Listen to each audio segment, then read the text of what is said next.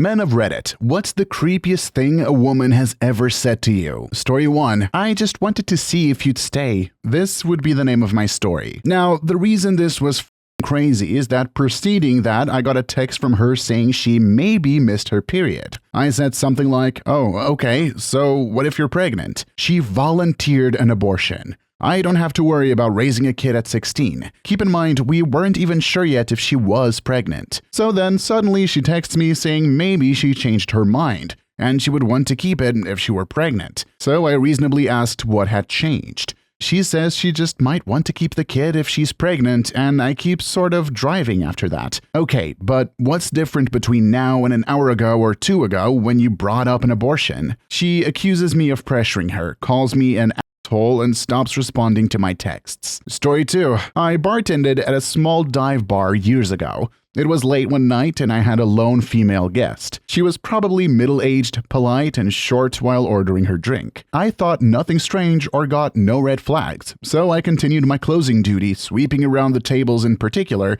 not behind the bar. I'm focused on cleaning and getting out of there, and I turn around to dump the dustpan, and she's standing right behind me, staring me dead in the eye. Will you dance with me? She asks in a slow, nervous manner. For the record, there is no music playing, and we're the only 2 living creatures in the building. I tell politely that I'm closing and cannot right now, and quickly put distance and walk behind the bar. In the 5 seconds I have to walk through the kitchen, this guest has walked back to her stool and begun hysterically crying at the top of her lungs. She asks me if I think she's ugly, fat, unattractive, a and several other derogatory things which I deny and deflect. She screams and tells me she hates me and runs out of the bar. I ring the beer she drank half up as waste and lock the door. I continued to work there for 7 more years and never saw this guest again. If a person is being creepy and won't take no for an answer, then they do need to back off. Man or woman. Some people just need to deal with the fact that not everyone wants to be in a relationship with them. However, I think that men frequently do this too,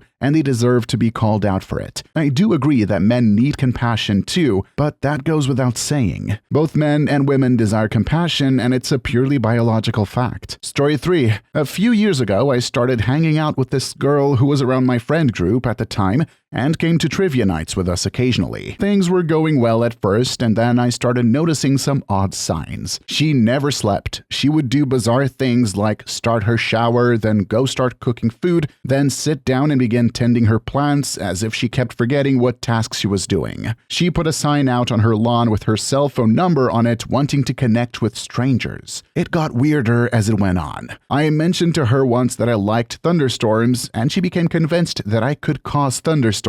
At first, I thought she was joking, but it started to weird me out. Then one night, when I was sleeping over, I noticed that she was just sitting in bed watching me. She put her hand on my heart and whispered that she could hear the beautiful fishes in my blood. That very morning, her father burst into her apartment, yelling about her appointment with the psychiatrist that she kept avoiding. She told me that her parents and the doctors were trying to convince her that she had bipolar disorder and wanted to shut her brain off. Long story short, friends and family convinced her to go, and she bravely took on her mental illness and got help before the maniac episode got out of control. And now we are very close friends to this day. Story 4. Oh boy. 2nd, 3rd grade. A girl a year ahead of me would force herself on me. Anytime we were alone, she would like kissing and touching. She even once said I belonged to her. For obvious reasons, I didn't realize it at the time, but as I got older, I realized that she was likely being abused and was just emulating what was happening to her in a sense. A one-night stand claimed she was single, but I found out afterward she had lied about that. She claimed to be allergic to condoms, and I stupidly went through with it after she assured me that she was on birth control. Her first words after I was finished were that she'd only been on birth control for a few days. To make matters worse, a few weeks later she claimed she was pregnant. Luckily, a reverse image search showed that the ultrasound photo she'd sent me had been on the internet for years. She apparently was in a situation with a newborn and wanted out of her relationship. She saw me as an opportunity. A girl insisted we have sex with the light off. I didn't know at first, but she was on her period. I could tell something was off and switched the light on. When I was trying to end a relationship, my, at the time, girlfriend ran to the knife block and I had to wrestle it out of her hands. Called her family, and she ended up getting committed for a bit. Very sad, but she cheated, and I wanted out. So, yeah. A woman I was chatting with about dating sent me a photo of her daughter, and her son naked in a bed together. The kids were 10, 12 years old, and although she claimed innocent nudism, the topic had never come up before. We'd been chatting for maybe a few months, and I just got this random nude photo of her family. Creeped me out with something awful. I pretty much stopped talking to her after that. Finding your true partner is one of those things you can't rush. I think that, in general, people need to fix their mental health first anyways. Girls can wait until later. Even though you can have friends that desperately want to find you someone, I wouldn't say it's recommendable. The true partner is the one you are always comfortable with, and someone you have to be careful with too. At least, that's my point of view on that. Story 5. As a physical therapist fresh out of PT school, I was tasked with massaging a piriformis muscle of a 40-something woman who was in town on business. For those of you who don't know, the piriformis is located in the area of the butt. So it was already dicey. She was wearing a skirt and a thong underneath. As I was massaging, she began verbally directing me. Lower, to the right, lower, right some more, etc. Essentially verbally moving my hands to her anus. As I was getting closer, I was also getting more uncomfortable. Finally, I figured out that this isn't where her piriformis muscle is. She basically proceeded to tell me I was incompetent, that she has had this done many times, and that I was the one that didn't know where the piriformis was. Then she threatened that she was friends with the owner, and if I didn't massage where she wanted, she was going to complain. I told her that was okay, and I didn't feel comfortable touching the area she was wanting me to massage. And I left the room. She left, and nobody ever mentioned it to me, and I never saw her again. Edit. I just remember this bit. This was back in 2005, so nobody had smartphones yet, but she had a BlackBerry. And the whole time this was happening, she was texting/emailing somebody on her BlackBerry, which made the whole encounter that much more bizarre. Story 6. Back in college, I was in a study group and I found myself talking to this girl. Just talking about class and eventually just talking about random other stuff like life at school and favorite places to eat nearby. Then, after a moment of silence, she told me that she wants to see me fight off a group of guys trying to attack her, and she would hold me while I was beaten up and bleeding on the floor. I mean, just randomly dropping that on someone when a minute ago we were talking about the best places to get cheap food is a bit much. Edit. I just kind of brushed it off and awkwardly tried to turn the conversation to something, not about me getting violently beat up. Also, I'd maybe talked to her a handful of times and always in class, and this was the first out-of-classroom conversation I'd had with her. Reply 1. Something similar happened to me. I was hanging out with some friends on campus and started talking to this friend of a friend because we were all chilling out and shooting the shit. Then she goes on a very deep tangent about how her boyfriend was abusive and got her pregnant, and then beat her till she miscarried. The poor woman was struggling with some hard shit, but I just met her like 5 minutes ago. I wasn't prepared for this lore dump. I told her I had class even though it was in half an hour. Went to another building but took several detours because she kept trying to follow me and get me caught up on her story. Story 7. I was once in a pretty remote area of Indonesia where there aren't many white people around and it was common for people to ask for pictures with me. One day, late at night, I was walking home and a woman on a motorbike pulled up alongside me and in pretty broken English said, "I picture you?" I was kind of eager to get home, but for some reason I relented and said, "Okay, make it fast." I thought she wanted to take a selfie with me, but then she proceeded to show me a photo of myself standing on a street corner smoking a cigarette taken from behind some bushes.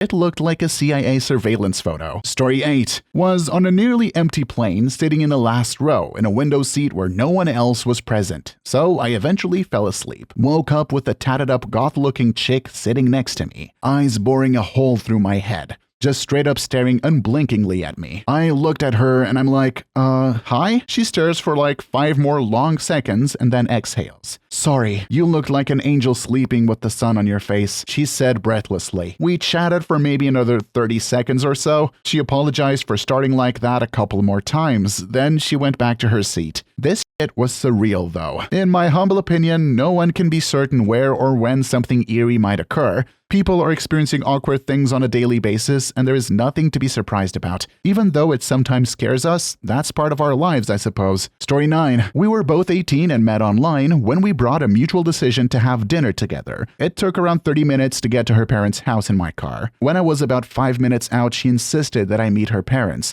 and told me that they'd never let her leave without meeting me first. Considered just turning around, but figured from her parents' point of view that it would have been a massive creeper/bag move. I was pissed that it got sprung on me last minute and thought it was manipulative. But I was pretty much there anyway and gave her the benefit of the doubt. Thought maybe they sprung it on her last minute. So I show up and apparently the plan was for me to have dinner with them, and it was something I wasn't aware of. While the food was being cooked, they put on Dirty Dancing, and my date/family is repeating lines and singing along as if it were the Rocky Horror Picture Show. The parents seemed to like me and said, "Well, that's one down, one to go," while pointing to their younger daughter, who did a mean SpongeBob impression. Next, my date disappears for a few minutes, retrieves a toddler, and plops him on my lap. In the toddler's hands was a photo album. He flipped through the book, showing me his various baby pictures, and I replied that the baby brother is really cute when she told me it was her son. That's how I found out she has a child at 15/16 years old. Pretty much the entirety of the date was spent with her family, and then I went home. I was done after that, and she wasn't thrilled that I was no longer interested. About a year later, she messaged me to brag that she was dating someone new. She was taken off guard by me being friendly and not jealous/upset for some reason. Anyway, she seemed starved for attention and basically told me the whole situation with her new boyfriend. One thing of note was that the BF was currently in jail but was supposed to get out in a few months. During the chat, I realized that the dates didn't match up. At the time that she claimed they began dating, he should have already been in jail. So I asked her about it, and she explains that they met through a prison pen pal exchange. Yup, that's how she met the new stepdad to her kid. Yikes. Story 10. At university, I was a first-year, 18-year-old male, and an older, mature student in her 50s drunkenly told me she wanted to wear my asshole. Later that night, she pinched my ass so hard that it caused a blood blister, making sitting down painful for over a week. Edit. I keep getting people messaging me about sexual assault and telling me I've been traumatized. I've said this in my messages, but I'll put it here also. The incident is undoubtedly an objective sexual assault. However, I'm not traumatized by it. That's not to discredit or belittle those who would have been. For me, subjectively, it was a funny incident in the context of the event that happened to me, and I'll continue telling it as a funny story. I'm okay and I have never felt negative about the incident, but that doesn't mean others in the same situation aren't allowed to feel traumatized by it. The kind of assault I experienced is black and white. Trauma responses aren't. Reply 1. It seems that we have both had our asses assaulted by older women. I was at uni and an older, well-dressed woman was sitting on the same wooden bench as me in a very loud bar. She was about 10 feet away. Suddenly, I felt a huge fart vibrate through the bench. I didn't hear it, but I still knew exactly what it sounded like. I turned and made eye contact with her while she was lowering her butt cheek back down. Story 11. Oh man, I hope this doesn't get buried. I used to work as the door guy at a hole-in-the-wall bar in college.